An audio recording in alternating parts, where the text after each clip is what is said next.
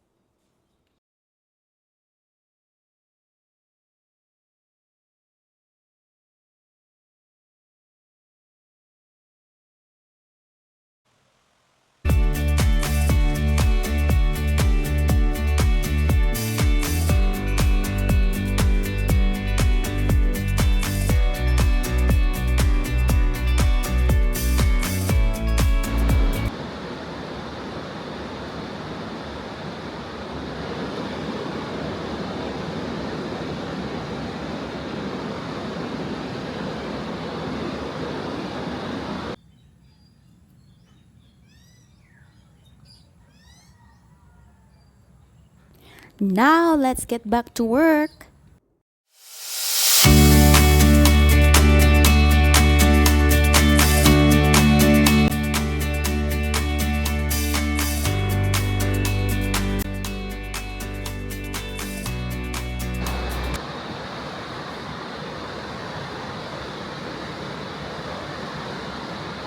I'm truly tired, but it's okay. I can rest soon once I'm done. So, samahan niyo ko. So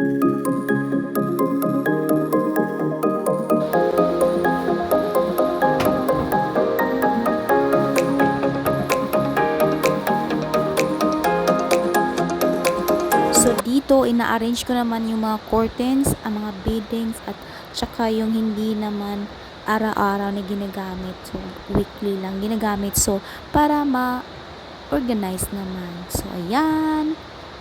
Slowly lang si Madam Jan. So, samahan niyo ako dito.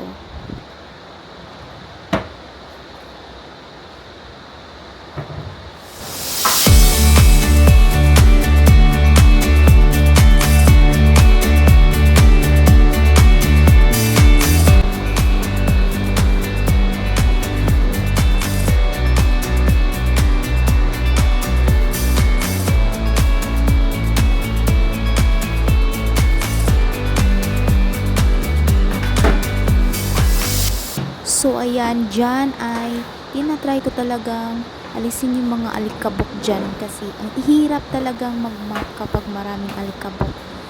Marami na talagang alikabok dito dahil matagal na itong hindi naririntahan. So, bali nilinisan naman nila ito pero nag-alikabok pa din dahil hindi na rirentahan agad. So, ayan, i-make sure ko talaga na maaalis mo na yung mawalisan yung mga alikabok. So, ayan lang. For the guro talaga si Madam. So, ayan. Let's go!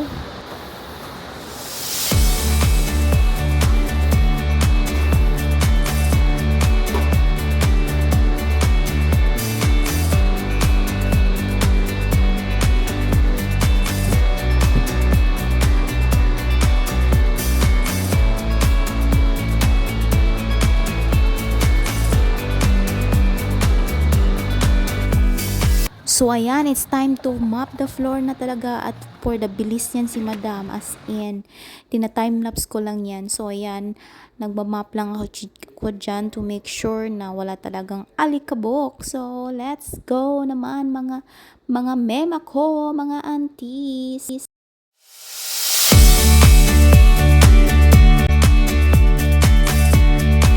O siya, konting kembot na lang natapos na ako neto at sa susunod naman ay ang living area. So, let's go!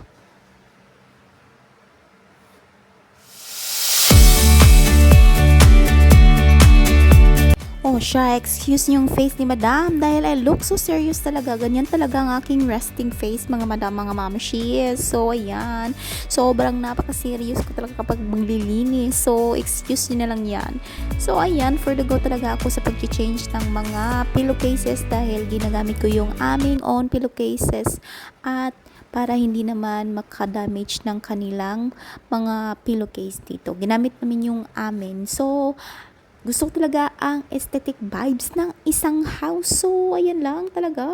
For the go si madam.